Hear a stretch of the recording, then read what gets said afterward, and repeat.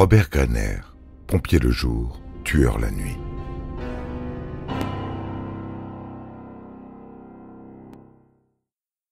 Cette investigation a mobilisé beaucoup trop de temps, beaucoup trop d'énergie. Les mois sont passés, les années ont filé, et toujours pas de piste probante. Le corps d'Evelyne Boucher repose dans le cimetière de la commune, mais il ne demeure toujours pas en paix. Sa mère est tourmentée. Elle supplie le juge Christian Lernoux de lui redonner espoir. Mais il n'en a pas les moyens matériels. Il lui certifie que le coupable sera retrouvé. Il en a l'intime conviction. Et il avait raison. En 1993, ce ne sont pas moins de 70 suspects potentiels qui se sont soumis à ce test. Il faut noter qu'en cela, le juge Lernoux a été un véritable pionnier. Il est le premier juge d'instruction à s'être impliqué autant dans l'affaire, à faire usage d'une technologie nouvelle qu'est l'analyse ADN pour tenter d'appréhender un suspect.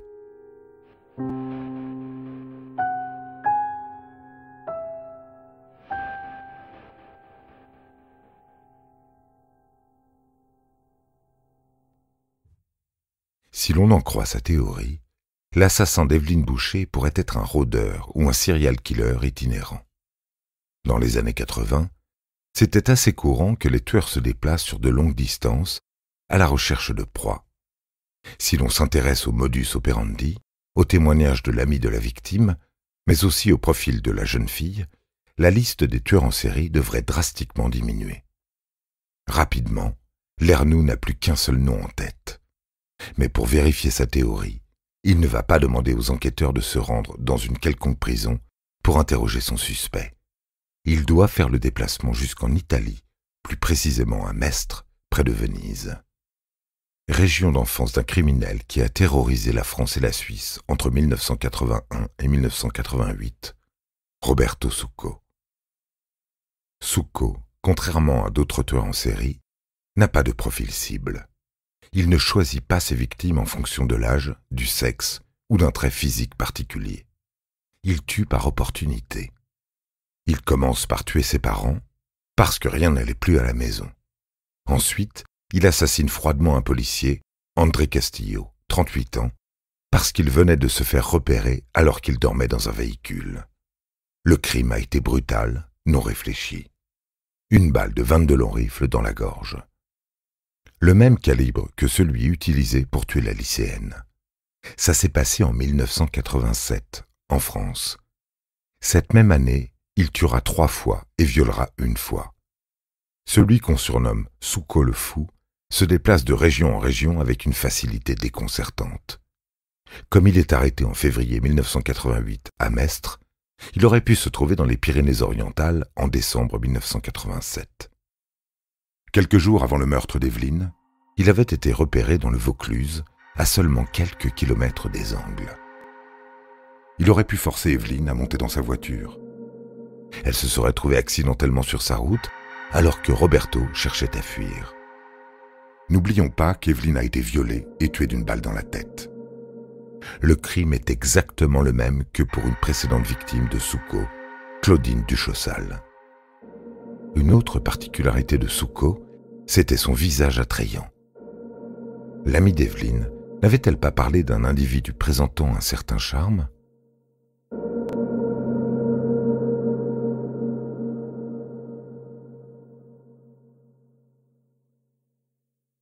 En 1993, Roberto Succo n'est plus de ce monde, et ce, depuis bien longtemps.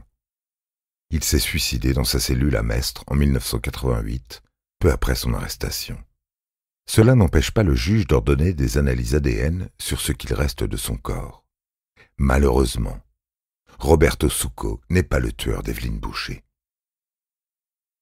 Le juge Christian Lernoux ne s'avoue pas vaincu. Il désire ardemment exploiter la technologie de l'analyse ADN jusqu'au bout.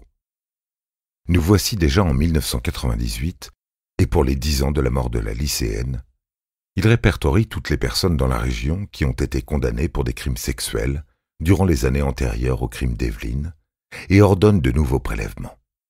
Cette nouvelle tentative est un échec. C'était sa dernière. Les années suivantes, les nouvelles investigations ne donnent rien. Christian Lernoux ne peut techniquement pas tenir la promesse faite à la famille Boucher.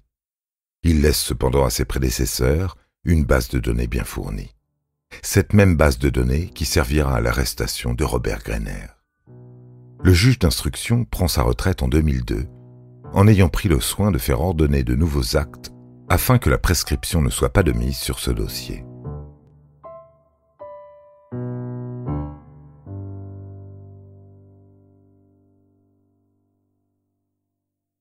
Nous voici à présent en mai 2006. Robert Greiner est en garde à vue. Évidemment, il ne va pas se laisser mettre en examen aussi facilement. Il nie tout en bloc. Il dit qu'il ne connaît même pas Évelyne Boucher, et encore moins ce quartier dans lequel elle habite. Pourtant, les preuves sont là. L'analyse ADN ne peut pas mentir. Selon Greiner, elles le peuvent.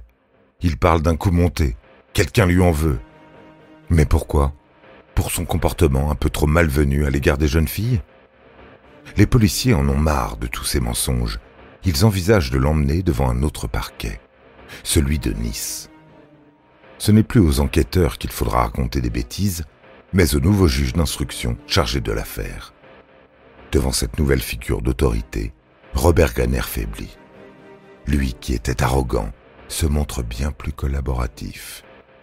Il finit par avouer, à demi-mot, qu'il connaissait effectivement Évelyne Boucher et qu'à l'époque, ils ont eu une relation sexuelle.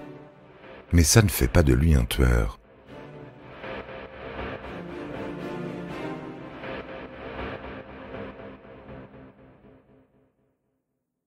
À la fin de son audition, Robert Greiner est mis en examen et placé en détention provisoire dans l'attente de son procès. Ce qu'il ne sait pas, c'est que les enquêteurs ont déjà réuni toutes les preuves pour pouvoir l'inculper. Ils ont pu déterminer que ce père de famille cachait bien des choses à sa femme et à ses enfants. Quand il buvait un peu trop, il pouvait se montrer agressif. Il ne se contentait pas d'une seule femme. Dans la caserne, il était bien connu pour avoir eu de nombreuses maîtresses alors qu'il était déjà marié. Mais ce n'est pas ça le plus choquant. Parmi ses conquêtes, certaines filles n'avaient pas encore 16 ans. Outre ses préférences sexuelles douteuses, Robert Greiner a menti lorsqu'il a dit qu'il ne connaissait pas le quartier de résidence d'Évelyne. À une centaine de mètres de la maison de la famille Boucher réside un ami de Robert. Robert allait le voir régulièrement. C'est lors d'une de ses visites qu'il aurait pu repérer la lycéenne. À moins que ça ne soit devant l'école ou au bar Le Carnot. La caserne de pompiers dans laquelle il travaillait à l'époque était très proche de ces deux endroits. Le fait que la jeune fille habite dans le même quartier que son ami était un malheureux hasard.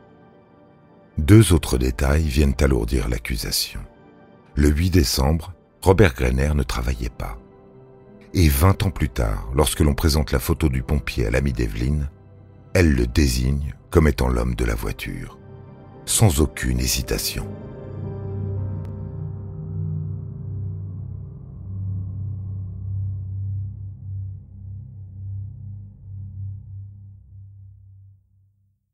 Son procès se déroule à la cour d'assises du Gard le 10 avril 2008. Les débats sont quasi inexistants. Personne n'a de doute sur sa culpabilité. Il est condamné à la réclusion criminelle à perpétuité. Pourtant, contre toute attente, il fait appel. Plus d'1 an après sa condamnation, Robert Greiner se présente à la cour d'assises d'appel avec une défense très bancale. Il dit que cela fait 3 ans qu'il réfléchit à l'endroit où il pouvait être au moment des faits. Il émet même un doute sur le fait d'avoir eu une relation sexuelle avec elle ce jour-là. L'avocat de la famille est indigné par son comportement. Robert Greiner, plutôt que d'éprouver des remords sur ses actes, se demande de manière naturelle s'il a couché ou non avec une mineure. Comme si emmener des lycéennes à la caserne faisait partie de ses habitudes. La cour d'assises n'est pas convaincue. Le verdict est confirmé le 2 octobre 2009. Une tentative de pourvoi en cassation est faite sans succès. Le rejet est prononcé en juin 2010. Il n'y a désormais plus aucune chance pour que Robert Greiner sorte de prison. Le lundi 9 janvier 2023, Robert Greiner meurt dans sa cellule à l'âge de 70 ans. La famille Greiner a été soulagée par la décision de la cour d'assises, mais cette affaire laisse un goût amer.